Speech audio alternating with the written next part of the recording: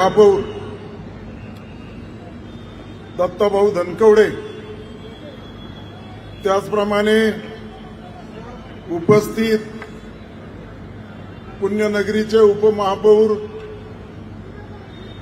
दिलीपभाऊ बराटे, माजी खासदार प्रदीपदादा रावत,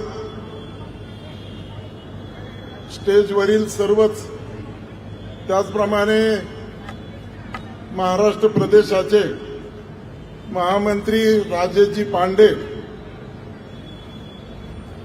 उपस्थित सर्वच महायुतीचे नगरसेवक, सर्व पदाधिकारी, बंधू भगिनी आणि मित्रांनो,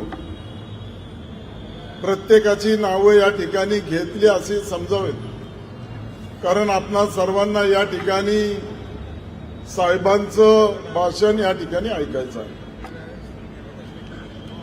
मी आपणा सर्वांचंच या ठिकाणी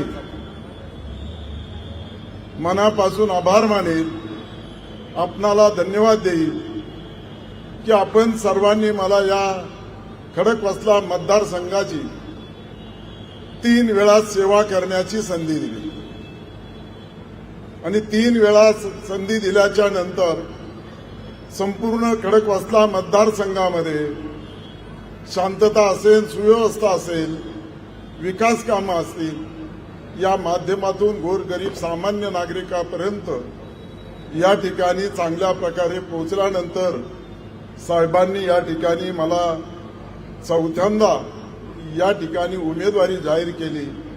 त्याबद्दल राज्याचे उपमुख्यमंत्री देवेंद्रभाऊ फडणवीस यांचं मनापासून या ठिकाणी मी आभार मानेल. मी असा बोलू शकेल की देवेंद्र तारी त्याला कोण मारी, असं या ठिकाणी हे वाक्य लागू पडतं. खरं तर या संपूर्ण मतदारसंघामध्ये आपण या ठिकाणी जर विचार केला तर आपल्या लक्षात येईल की ग्रामीण आणि शहरी भाग आहे आणि या दोन्ही भागाचा समन्वय साधून या ठिकाणी केंद्र सरकार, राज्य सरकार, त्याचप्रमाणे महानगरपालिकेच्या माध्यमातून, आपल्या नगरसेवकाच्या माध्यमातून या ठिकाणी खडकवासला मतदारसंघामध्ये आपण चांगल्या प्रकारे विकास कामं करू शकलो.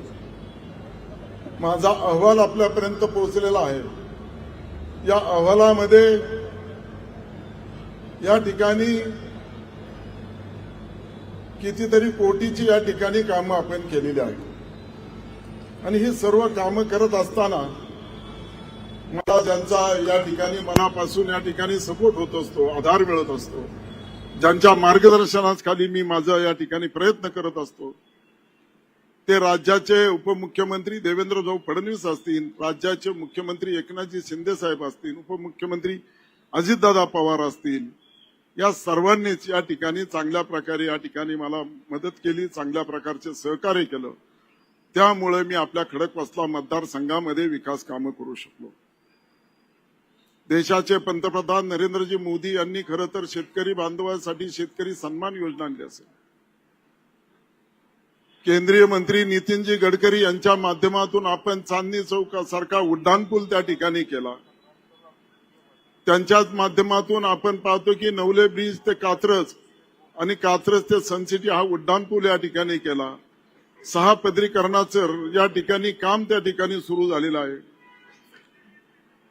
हे सर्व होत असताना आपण पाहिलं की त्याच्यावर किती कोटी रक्कम खर्च झाली. मला वाटतं जवळजवळ त्या ठिकाणी 500 ते 600 कोटी रुपयाची रक्कम त्या ठिकाणी खर्च झालेली आहे. नवले ब्रिजवर होणारे अपघात टाळण्यासाठी या ठिकाणी त्या ठिकाणी उड्डाणपूल होणं अत्यंत आवश्यक आहे. स्वामीनारायण मंदिर ते नवले ब्रिज त्याचा डीपीआर सुद्धा साहेबांनी या ठिकाणी केलेला आहे. हे सर्व करत असताना आपणा सर्वांना माहिती आहे की ग्रामीण भागामध्ये सुद्धा हायब्रिड अॅन्युटी अंतर्गत मोठ्या प्रमाणामध्ये विकास कामं झालेली आहे. गावचे रस्ते त्या ठिकाणी मोठे करण्यात आलेले आहे. वाड्या वस्त्यावर सुद्धा कॉन्क्रिटीकरण करण्यात आलेलं आहे. हे सर्व होत असताना खरं तर शहरी भाग आहे.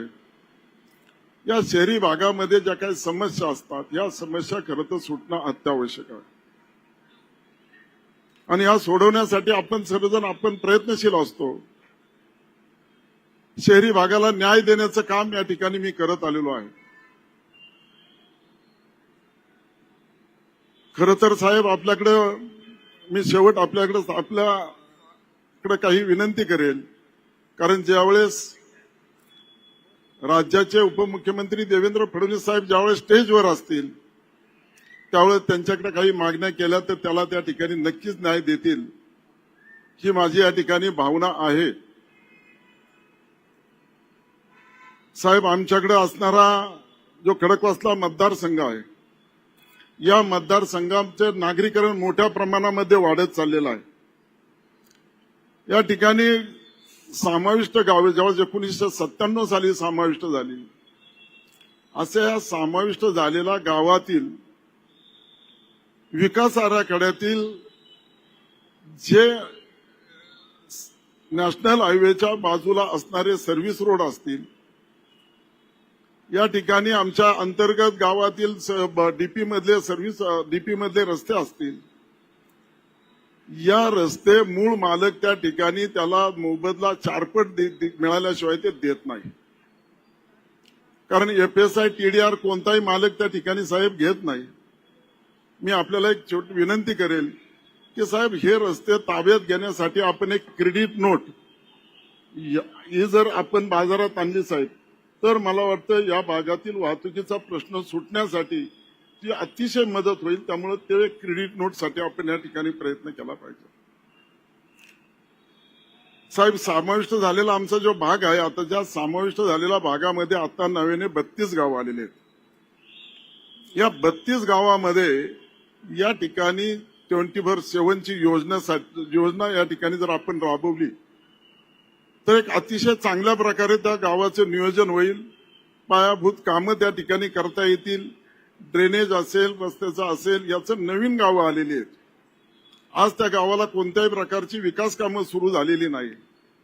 अशा गावांसाठी सुद्धा त्या ठिकाणी चांगल्या प्रकारचं नियोजन करून त्याचा DPR बनवणं अत्यावश्यक आहे. तिसरं साहेब असं आहे की जो भाग पुणे महानगरपालिकेमध्ये जी 32 गावं आता समाविष्ट झाली त्यांना जो टॅक्स लावण्यात येत असतो तो टॅक्स हा खरं पाहिलं तर ग्रामपंचायतीच्या पेक्षा 10 ते 15 पटीने त्या ठिकाणी जास्त लावण्यात येत असतो. मुख्यमंत्री एकनाथ शिंदे साहेब आणि आपण सुद्धा महानगरपालिकेला एक आदेश या ठिकाणी पारित केलेला आहे की ग्रामपंचायतीच्या असणाऱ्या काळामध्ये जो टॅक्स लावला जात होता त्याच्या दुप्पट दराने टॅक्स आकारावा अशा प्रकारचे आदेश या ठिकाणी नगरविकास खात्याचे मंत्री आणि मुख्यमंत्री साहेब यांनी पुणे महानगरपालिकेच्या आयुक्तांना दिलेले आहेत. हे दिलेले आदेश आहेत. हे आदेश साहेब लवकरात लवकर त्याची अंमलबजावणी झाली पाहिजे जेणेकरून आमच्या खडकवासला मतदारसंघामध्ये समाविष्ट झालेली माझे 11 गावं त्यामध्ये समाविष्ट झाली. या 11 गावांचा असेल किंवा संपूर्ण 32 गावांचा असेल या गावातील असणाऱ्या गोरगरीब सामान्य मिळकतींचा त्यांचा आर्थिक बोजा त्या ठिकाणी कमी होणार आहे. आपण पाहतो की त्या ठिकाणी काही कामगार त्या ठिकाणी काम करत होते जे नियमात बसतात आणि जे नियमाला अनुसरून आहेत असे कामगार आजपर्यंत त्या गावाचे घेतले गेले नाही. योग्य ते निर्णय होणं हे अत्यावश्यक आहे. या संदर्भामध्ये मी अधिवेशनामध्ये सुद्धा त्या ठिकाणी हा प्रश्न उपस्थित केलेला होता. त्याला सुद्धा साहेब या ठिकाणी न्याय मिळणं अत्यावश्यक आहे. साहेब गुंठेवारी सारखा या ठिकाणी प्रश्न आहे.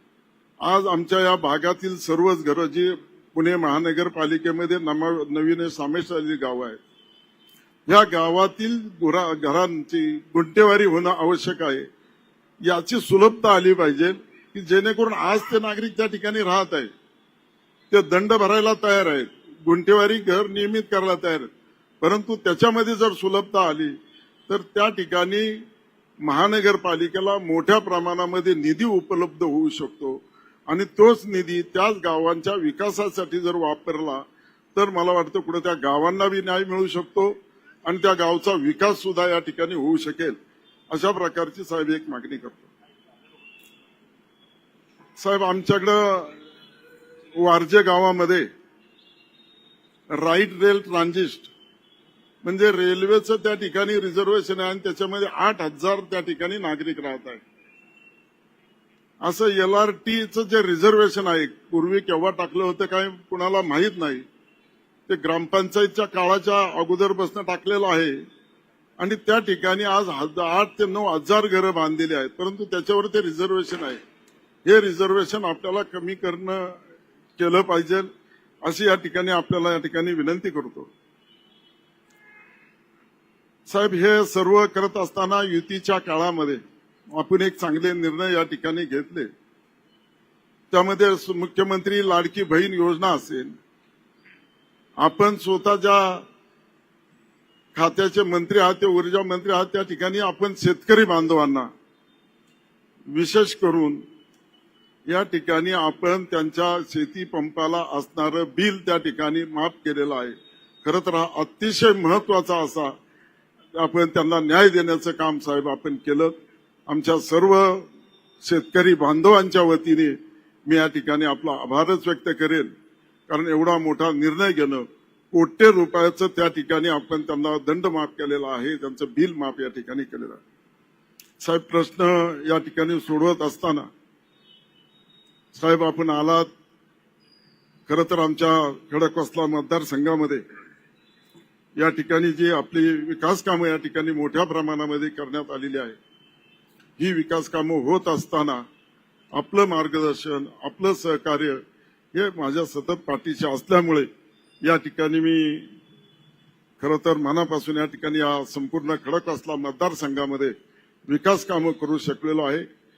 पुनश्च एकदा साहेब आपण आलात त्याबद्दल मी आपल्याला मनापासून धन्यवाद देईन आणि समोर असणाऱ्या सर्व माझ्या मायबाप जनतेला, खडकवासला मतदारसंघातील सर्व मतदार बंधूंना या ठिकाणी सांगू इच्छितो की येणाऱ्या 20 तारखेला खरं तर मतदान होणार आहे. आपण मतदान करत असताना सकाळी बरोबर 7 ते 6 या वेळेमध्ये आपण सर्वांनी लवकर उठलं पाहिजे आणि भारतीय जनता पार्टी महायुतीचा उमेदवार म्हणून मला माझं 2 नंबरला चिन्ह आहे त्या कमळच्या पुढचं बटन दाबून या ठिकाणी मला आपण मोठ्या मताधिक्याने निवडून द्यावं ही या ठिकाणी आपणा सर्वांना विनंती करतो व या ठिकाणी थांबतो. धन्यवाद. जय हिंद, जय महाराष्ट्र.